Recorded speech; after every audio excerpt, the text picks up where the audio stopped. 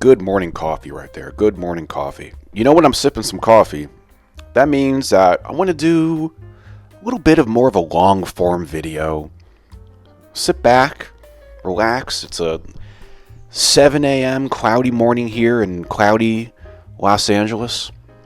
And the jacarandas are blooming outside my window. And they're falling all over cars. And it's pretty when you look up, but gross when you look down. And there's also a hummingbird nest right outside my window. Very cool. Very cool. Nature. But let's talk about the overrated guy. That guy, you know that guy who's overrated? And we can talk about the Knicks, and we could talk about the Thunder, and we could talk about the Wolves. But how about that overrated guy? I love nothing more than when a narrative gets smashed. And his dad's back in the building after the little dust up with Giannis. That's great. And God, that game. 32 points, 15 assists, 12 rebounds, 4 steals, 0 turnovers. No one's ever done it since, what was it, Oscar Robertson and Jokic, something like that. Just crazy. The 0 turnovers is what impresses me the most, because to play the minutes that he played, I don't know how many minutes he played that game. It's had to have been somewhere around 40. And to play with the style that he plays with, all that ball handling and that style he plays with, that slinky kind of long-limbed Gumby style he plays with, and he's dribbling in and out and getting into the paint and kicking out, you would think that it would equate to some turnovers here and there. But nope, not him. That blows my mind. And then some of the shot making that guy does is just, I don't know how he does it. I mean, he has that weird push shot 3-pointer that he does. And man, does he hit some bombs. I even have here my chicken scratch notes. When he hit that 3 at the end of the third quarter, I predicted at that point that the Pacers will indeed win that game. And I also said in my chicken scratch notes here, first quarter, Pacers were up only 31-30 with 3.5 minutes left. And I said, can the Knicks keep this pace? And the answer was no.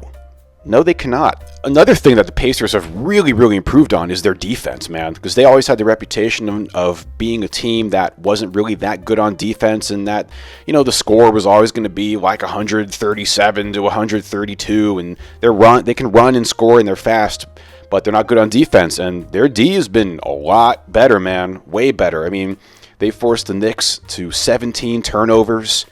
And they're forcing those turnovers and converting them into fast break points. That game, they won 22-2 on fast break points. And overall, they're up 65-16 on fast break points. And I'm also wondering what is going on with Karl Anthony Towns and that knee. Okay, enough about the Knicks and Pacers. I kind of feel like the Knicks will win today, and then probably lose in Indiana, probably lose 4-2. I don't know. Who knows? It doesn't really matter because, in my humble opinion, no one is going to beat this Oklahoma City Thunder team, man. They're on another level. They are locked in. They're having fun. They play with unbelievable team chemistry. They play with an identity.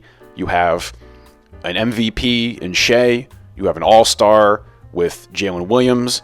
And then you have so many good guys on that team. Like Chet, that kid is just going to get better and better with each season. Hartenstein, phenomenal true center. Lou Dort and Alex Caruso are just play the most frightening, unrelenting defense I've ever seen in my life. And then there's like all these other random dudes, it's like, oh, Kason Wallace is awesome, Isaiah Joe is awesome, Andrew Wiggins is awesome, and that crowd is crazy. They have a championship swagger about them. Like last year with the Celtics, like you kind of just felt it like, okay, this is probably the Celtics year. The year before that, you watched the Nuggets play in 2023, and it was like, okay, the Nuggets, they seem to be tapped into something special right now. It seems like it's going to be their year. And this Thunder team, once they got Caruso and Hartenstein and Chet came back healthy, man, there's no one hanging with that team. And they might be a problem for years to come because of how young they are. Caruso's like the oldest guy, and he's 31. After that, everyone's in like their early to mid-20s. And they're already playing like a damn dynasty type team. I'm getting way ahead of myself throwing the D word out there, but I don't know, man. They seem like they're going to be a problem for years to come. And another fascinating thing about this Thunder team is they don't rely on the three-pointer. They don't hit a ton of threes. There was one point in this game, it was the third quarter, they had only made 6 three-pointers, and they were up 30. And if you go and look at each game, they don't really hit a ton of three-pointers. I mean, not like the Celtics team when they're shooting however many 50 three-pointers or whatever crazy number of three-pointers they shoot.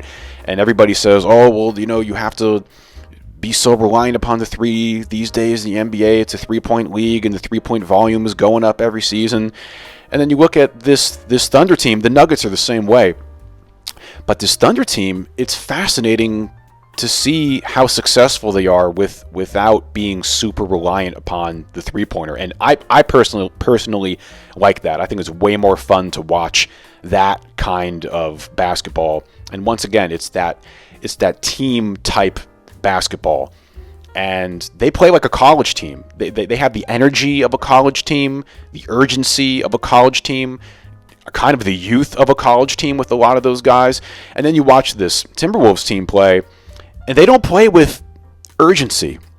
And I mentioned this a few videos ago when talking about the Timberwolves. I watched that team play, and I see the potential and all that, but I just can't figure out who they are.